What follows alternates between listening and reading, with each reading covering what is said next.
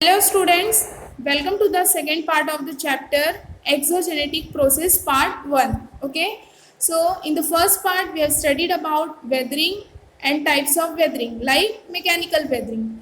In this part we will discuss about chemical weathering. Okay, इस part में हम किसके बारे में पढ़ेंगे? Chemical weathering. Second types of weathering is chemical weathering. और केमिकल वेदरिंग कौन से एरिया में ज़्यादा होता है? जहाँ पे क्लाइमेट जो है ह्यूमिड होता है. तो आप दो इमेजेस देख रहे हैं, ठीक है. फर्स्ट इमेज में जो है एक ग्लास में जो है पानी है, ठीक है. तो हम ये देखेंगे कि उस वाटर में जो है, वाटर में केमिकल रिएक्शन कैसे होता है. जैसे कि हम पानी में जो है कुछ चॉक्स डाल देंगे, ओके, तो पानी का कलर क्या हो जाएगा? चेंज होगा. तो ये एक केमिकल रिएक्शन हुआ. सेकेंड इमेज में हम देख रहे हैं एक क्लॉथ है और क्लॉथ के ऊपर जो है कुछ स्क्रूज रखे गए हैं, ठीक है, जो हमारे घर में आयरन के स्क्रू रहते हैं. तो ये एक्सपेरिमेंट कैसे करना है कि गीला कपड़ा लेना है, ठीक है, वेट क्लॉथ लेना है और उसमें जो है कुछ स्क्रूज रखना है और वो कपड़े को क्लोज करके रख देना है. और एक दिन के बाद जो है वो कपड़ा ओपन करना है. तो हम क्या नोटिस करेंगे उसमें कि वो जो स्क्रूज है, तो गीला होने की वजह से, कपड़ा गीला था, वेट क्लॉथ था, तो उसकी वजह से स्क्रू में क्या होगा? आयरन का स्क्रू है तो उसमें रस्ट लगेगा, ठीक है, जंग लगेगा. और वो जंग जो है, वो रस्ट जो है वो कपड़े पे लगेगा, ठीक है. कपड़े पे आप देख रहे होंगे उसके दाग धब्बे लगे हुए, ठीक है. तो ये एक तरीके का केमिकल रिएक्शन हुआ. वाटर से जब वो स्क्रूज जो है वो कनेक्ट हुआ, ठीक है, स्क्रूज और वाटर का जब कांटेक्ट हुआ, मतलब कपड़ा कैसा था? गीला था, ठीक है, वेट क्लॉथ था. तो स्क्रूज उस पर रखे तो उसके वजह से जो है स्क्रूज में क्या? रस्ट लगा, जंग, ठीक है. तो ऐसे ही जो है नेचुरल प्रोसेस होता है. ओके, रॉक में भी हम देखेंगे chemical weathering. Okay, water plays an important role in chemical weathering. Rock is a mixture of many minerals. Water is a universal solvent and many things get dissolved easily in water. तो chemical weathering के लिए पानी का जो role होता है, means water का जो रोल होता है, वो बहुत ही इम्पॉर्टेंट होता है. और हमने पहले भी पढ़ा है कि रॉक में जो है टाइप्स ऑफ मिनरल्स पाए जाते हैं, यानी बहुत सारे मिनरल्स का मिक्सचर रहता है. और वाटर क्या है? यूनिवर्सल सॉल्वेंट, यानी बहुत सारी चीज़ें वाटर में इजीली डिसॉल्व हो जाती है. Okay, and the solubility increases because the matter has dissolve in water. कि वहाँ पे जो मतलब जो वाटर की जो सॉल्युबिलिटी है वो किसकी वजह से इंक्रीज होती है? क्योंकि जो उसमें मैटर है, यानी जो मटेरियल्स होता है या फिर थिंग्स होते हैं, वो वाटर में इजीली क्या हो जाती है? डिसॉल्व हो जाती है. And those materials which do not dissolve easily in water get dissolved in such solution. और अगर कोई मटेरियल वो वाटर में अगर डिसॉल्व नहीं हो पाई, इजीली डिसॉल्व नहीं हो पाई, तो वो किस में डिसॉल्व हो जाती है? सॉल्यूशन में, ठीक है. हम देखेंगे आगे सॉल्यूशन के बारे में. In areas that receive heavy rainfall chemical weathering occurs in the following way. जिस एरिया में बारिश ज़्यादा मात्रा में होती है, हेवी रेनफॉल होता है, वहाँ पे केमिकल वेदरिंग ज़्यादा होता है, ठीक है. तो वी फॉलोइंग वे, यानी कैसे होता है केमिकल वेदरिंग, ये हम देखेंगे. First one is carbonation. The rain water travels through the atmosphere before reaching the ground. जो बारिश का पानी है, रेन वाटर, वो ग्राउंड पे पहुंचने से पहले वो कहाँ ट्रेवल करता है? एटमॉस्फेयर में. ओके, बारिश का पानी जब बारिश होती है तो वो ग्राउंड पे पहुंचने से पहले किस में घूमता है? एटमॉस्फेयर में. Okay, and carbon dioxide in the air gets mixed in the water in this process. और जब रेन वाटर एटमॉस्फेयर में ट्रैवल करता रहता है तो एयर में जो कार्बन डाइऑक्साइड प्रेजेंट रहता है, ये वाटर में क्या हो जाता है? कार्बन डाइऑक्साइड मिक्स्ड हो जाता है. Okay, and dilute carbonic acid gets form. और जिसके वजह से एक एसिड फॉर्म होता है. जब ये रेन वाटर में जो है कार्बन डाइऑक्साइड मिक्स होता है तो इसमें जो है एक एसिड फॉर्म होता है. कौन सा? Dilute carbonic acid. And materials like limestone gets easily dissolve in such acids. और जैसे कि मतलब लाइमस्टोन, जो लाइमस्टोन होता है, तो इस मटेरियल में जो है मटेरियल लाइक लाइमस्टोन, तो ये इस एसिड में इजीली क्या हो जाता है? डिसॉल्व हो जाता है. For example water plus carbon dioxide, जैसे अभी हमने देखा रेन वाटर में क्या मिक्स हो रहा है, कार्बन डाइऑक्साइड, तो water plus carbon dioxide is equal to carbonic acid. और वाटर में अगर कार्बन डाइऑक्साइड मिक्स हो रहा है तो वो कौन सा एसिड बन रहा है, कार्बनिक acid, that is H2O plus CO2 is equal to H2CO3. Okay. Next, solution. Some minerals in the rock get dissolved in water. Limestone is formed due to chemical precipitation between water and alkalis. Some minerals यानी कुछ minerals जो होते हैं rock के अंदर, जो minerals पाए जाते हैं, तो उसमें से कुछ मिनरल्स वो वाटर में इजीली जो है डिसॉल्व हो जाते हैं। जैसे कि लाइमस्टोन जो है, लाइमस्टोन किसकी वजह से फॉर्म्ड होता है, due to chemical precipitation. Precipitation means क्या होता है, जैसे स्नोफॉल हुआ, हेलस्टोन हुआ या फिर रेनफॉल हुआ, ये प्रेसिपिटेशन के टाइप है। तो केमिकल प्रेसिपिटेशन की वजह से, यानी वाटर और एल्केलीज, इसमें अगर केमिकल प्रेसिपिटेशन होता है तो इसके वजह से क्या फॉर्म होता है, limestone. And at Wadgaon Darya in Ahmednagar district, limestone gets precipitated chemically, that is undergoes chemical weathering again, and similarly because of solution alkalis in the rock dissolve and make them brittle. See, आप ये image देख रहे होंगे stalactite इन वादगांव दरिया अहमदनगर में, तो ये किसका रिएक्शन है, ये केमिकल वेदरिंग हुआ है। ठीक है, रॉक के ऊपर केमिकल रिएक्शन के वजह से केमिकल वेदरिंग हुआ है। और ये कहाँ का बताया है, वादगांव दरिया इन अहमदनगर डिस्ट्रिक्ट। जो लाइमस्टोन है वो प्रेसिपिटेटेड हुआ है केमिकली, ठीक है, and that is undergoes chemical weathering again. ठीक है, इसमें क्या हुआ है, chemical weathering. And similarly because of solution, और उसी तरह से जो है सॉल्यूशन के वजह से एल्कलीज जो है वो रॉक्स में इजीली क्या हो जाते हैं, डिसॉल्व होते हैं। ठीक है, केमिकल रिएक्शन की वजह से, और रॉक को क्या बनाते हैं, ब्रिटल। Okay, next oxidation. जैसे कि आप ये इमेज देख रहे होंगे, ये केमिकल वेदरिंग ही है ऑक्सीडेशन, यानी कि जिस रॉक में आयरन मिनरल्स की मात्रा ज़्यादा होती है, मीन्स जिस भी रॉक में आयरन जो है लार्ज अमाउंट में पाया जाता है, तो उसी रॉक में क्या होता है, ऑक्सीडेशन। ठीक है, this process occurs in rocks which have iron present in them. ये जो ऑक्सीडेशन का प्रोसेस है, ये कौन से रॉक्स में ज़्यादा पाया जाता है, जिस रॉक्स में आयरन प्रेजेंट होता है। Okay, the iron in the rock comes in contact with water and chemical reaction take place between iron and oxygen. क्या होता है कि जब रॉक में जो आयरन प्रेजेंट है, जब ये वाटर के कांटेक्ट में आता है, यानी जब बारिश होती है, ठीक है, बारिश होती है, तो क्या होता है कि वाटर जो है रॉक के क्रैक्स वगैरह में, अगर रॉक में क्रैक रहा तो उसमें फंस जाता है। ठीक है, होल रहा तो उसमें मतलब फंस जाता है।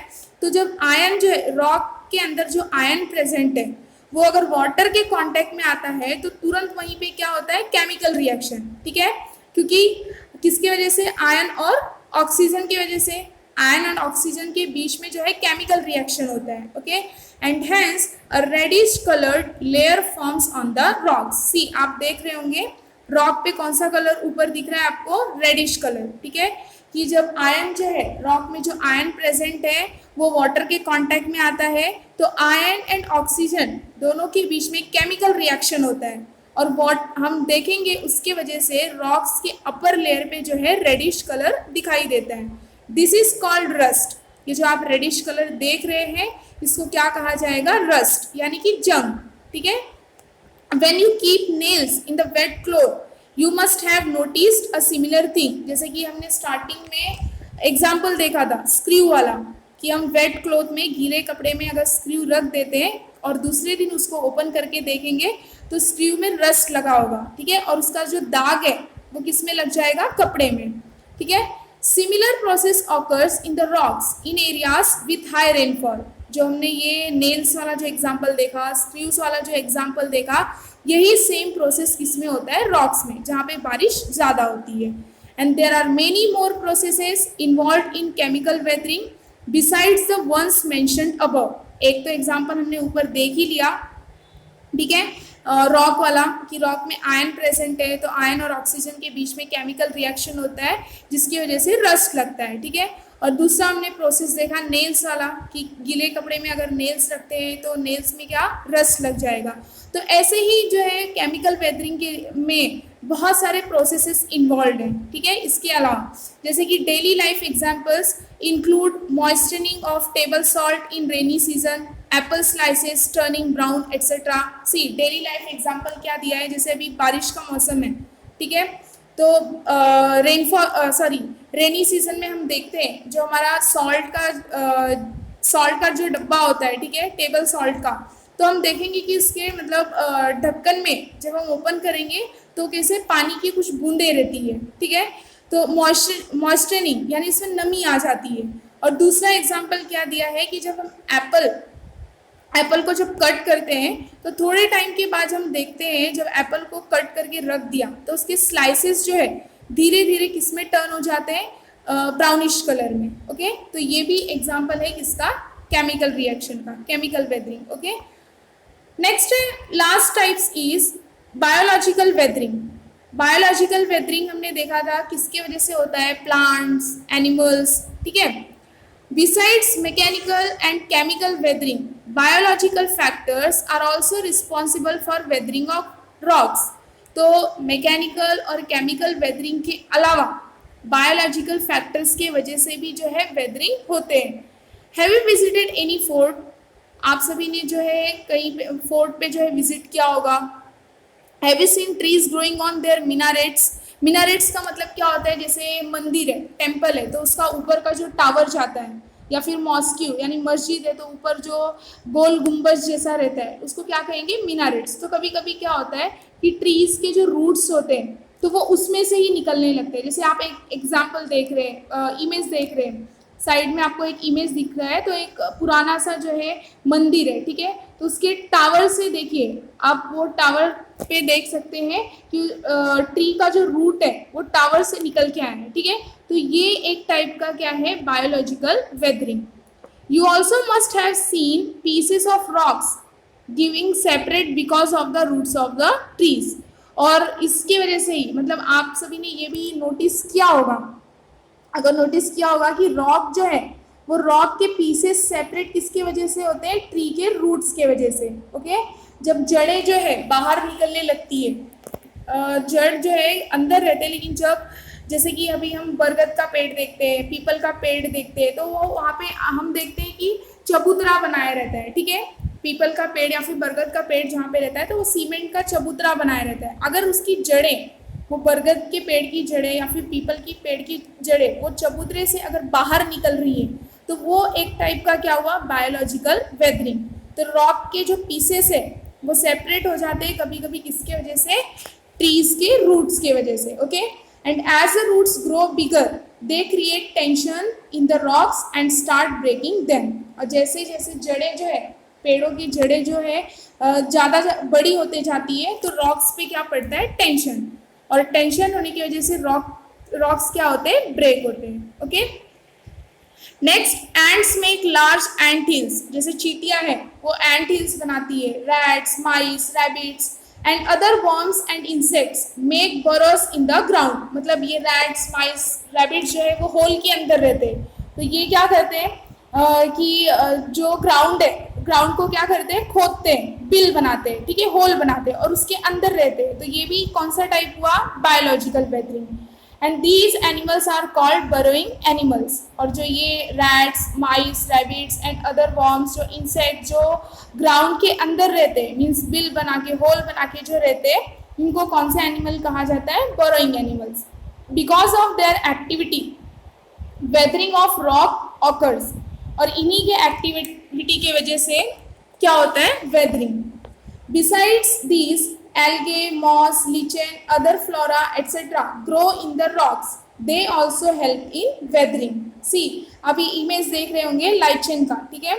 लाइचन मीन्स क्या हो गया, जैसे अभी बारिश का मौसम है, ठीक है, तो फर्श वगैरह पे देखिए आप काई लग जाती है ग्रीन कलर की, ठीक है, काई लग जाती है फर्श पे।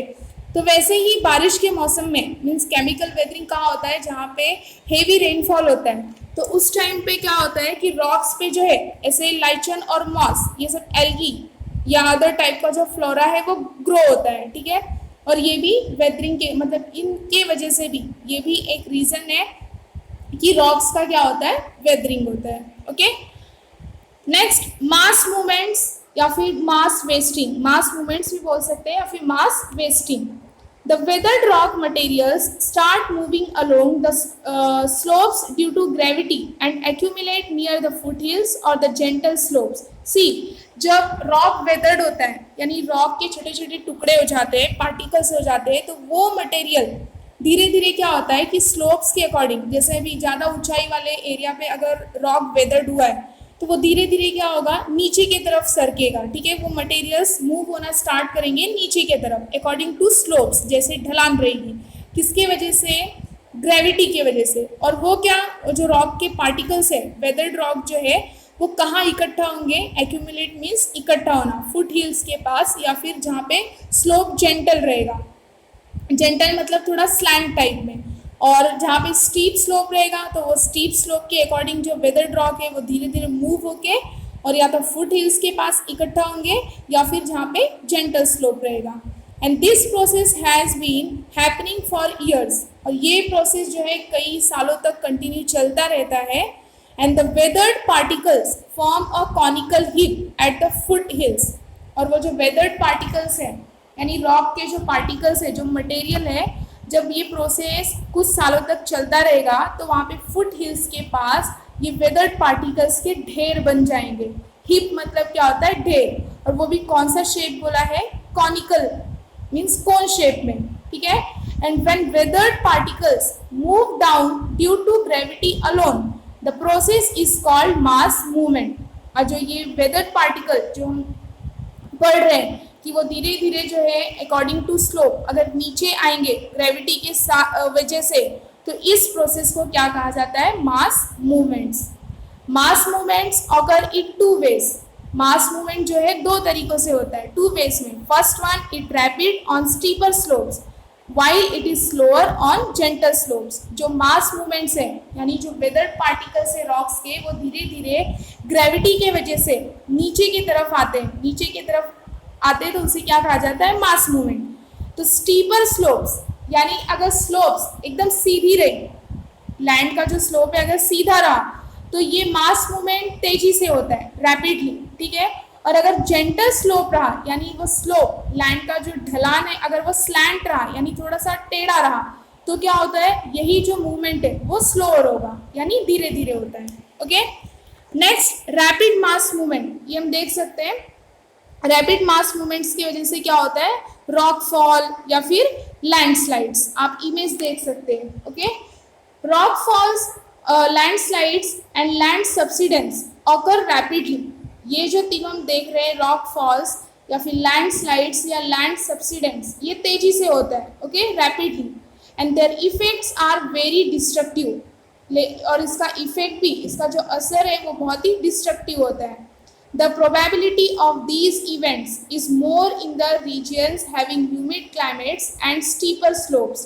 Probability means possibility. ये जो events हम देख रहे हैं, rock falls, landslide से या फिर land subsidence, ये कौन से एरिया में होता है, कौन से रीजन में पॉसिबिलिटी इसकी ज़्यादा है, जहाँ पे स्लोप स्टीपर है और क्लाइमेट्स कैसा होता है, ह्यूमिड, यानी क्लाइमेट्स में नमी पाई जाती है। A thick layer of weathered material forms on the slope. Okay. Next, when it rains in such areas, the rainwater penetrates the weathered materials and their weight increases. See, और जहाँ पे ये weathered particles इकट्ठा हुए हैं, जहाँ पे ये मूव होके इकट्ठा होते हैं, जब बारिश होती है मतलब रेनफॉल होता है, तो जो रेन वाटर है इसके अंदर जाता है। ठीक है, वेदर्ड मटेरियल के अंदर जाता है और वेदर्ड मटेरियल पानी को क्या करता है, सोखता है।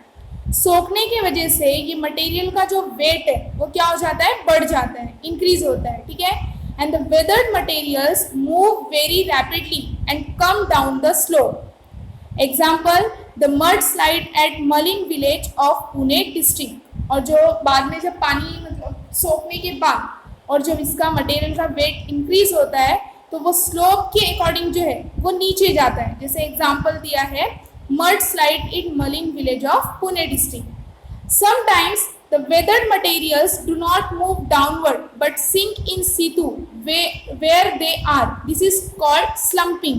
आप इमेज देख सकते हैं slumping का. Slumping means क्या होता है कि कभी कभी जो ये weathered material है वो डाउनवर्ड यानी नीचे की तरफ मूव नहीं हो पाते और वो वही जहाँ है, जहाँ मतलब इकट्ठे हुए रहते हैं, वही क्या होते हैं, दब जाते हैं. ठीक है. कभी कभी क्या होता है कि जो वेदर्ड मटेरियल है वो नीचे की तरफ मूव नहीं हो पाते और वो जहाँ पे इकट्ठे हुए वेदर्ड पार्टिकल्स जहाँ इकट्ठा हुआ है वहीं वो क्या होते हैं, दब जाते हैं. तो इस प्रोसेस को क्या कहा जाता है, स्लम्पिंग. सच रैपिड मास मूवमेंट्स में also occur because of earthquakes. जो हमने रैपिड मास मूवमेंट जो देखे, तो कभी कभी रैपिड मास मूवमेंट्स किसकी वजह से हो सकता है, अर्थक्वेक की वजह से. Okay. Next, slower mass movements. जैसे कि हमने देखा था कि जो मास मूवमेंट है वो 2 वेज में होता है. फर्स्ट वन, स्टीपर स्लोप्स के पास रैपिड मास मूवमेंट, और जहाँ पे जेंटल स्लोप्स है वहाँ पे स्लोअर मास मूवमेंट्स. तो अब हम देखेंगे slower mass movements. In areas with dry climates and gentler slopes mass movements occur slowly. Soil creep is a common phenomena in each areas. तो जहाँ पे क्लाइमेट ड्राई होता है, मीन्स क्लाइमेट सूखा होता है, या फिर स्लोप्स जेंटलर होते हैं, जेंटल स्लोप, वहीं पे स्लो मास मूवमेंट होता है. Okay. In periglacial regions along the slopes small layers of soil accumulate because of the movement of soil and this is called solifluction. See, आप ये इमेज देख सकते हैं solifluction का. क्या बोला है, periglacial region along the slopes, वहाँ पे जो है स्मॉल लेयर सॉइल जब नीचे की तरफ आती है, ठीक है, सॉइल क्रीप मतलब नीचे की तरफ धीरे धीरे वो सॉइल का गिरना, और जब वो इकट्ठा होती है जिस प्लेस पे small layers of soil accumulate होता है मूवमेंट ऑफ सॉइल की वजह से. जैसे कि हमने रॉक फॉल, लैंडस्लाइड देखा, वेदर पार्टिकल्स कैसे ग्रेविटी की वजह से मूव होता है, नीचे की तरफ आता है स्लोप के अकॉर्डिंग, वैसे ही सॉइल. ठीक है. और मूवमेंट ऑफ सॉइल की वजह से सॉइल का लेयर जो है इकट्ठा होता है. ठीक है, आप ये देख सकते हैं इमेज में. उसे क्या कहा जाता है, solifluction. Okay. Next, erosion. Like weathering and mass movements, erosion is also an external process. Erosion occurs through various agents like wind, running water, glaciers, sea water and groundwater cause erosion. तो erosion के बारे में हम deeply जो है next chapter में यानी exogenetic process part 2 में देखेंगे. तो एग्जांपल एक बता देती इरोशन का. जैसे फर्स्ट पार्ट में मैंने बताया ही था, इरोशन का मतलब क्या होता है, जैसे ये wind, running water, glacier, sea water and ground water, ये इरोशन के एजेंट है. एजेंट मतलब क्या होगा यहाँ पे, रीजन. विंड के वजह से, रनिंग वाटर के वजह से, ग्लेशियर्स की वजह से और सी वाटर या फिर ग्राउंड वाटर की वजह से क्या होता है, इरोशन.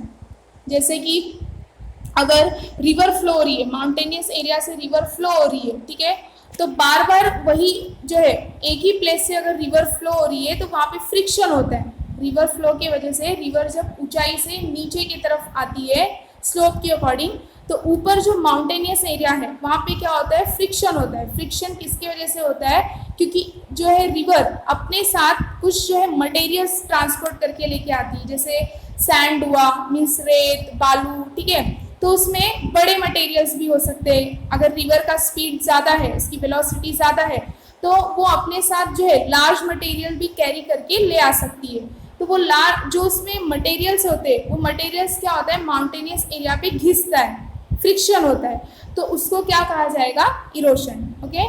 तो wind, running water, glaciers, sea water and ground water, ये इरोशन के क्या है, reason, agents.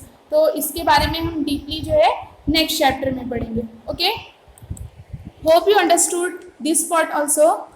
Thank you for watching this video.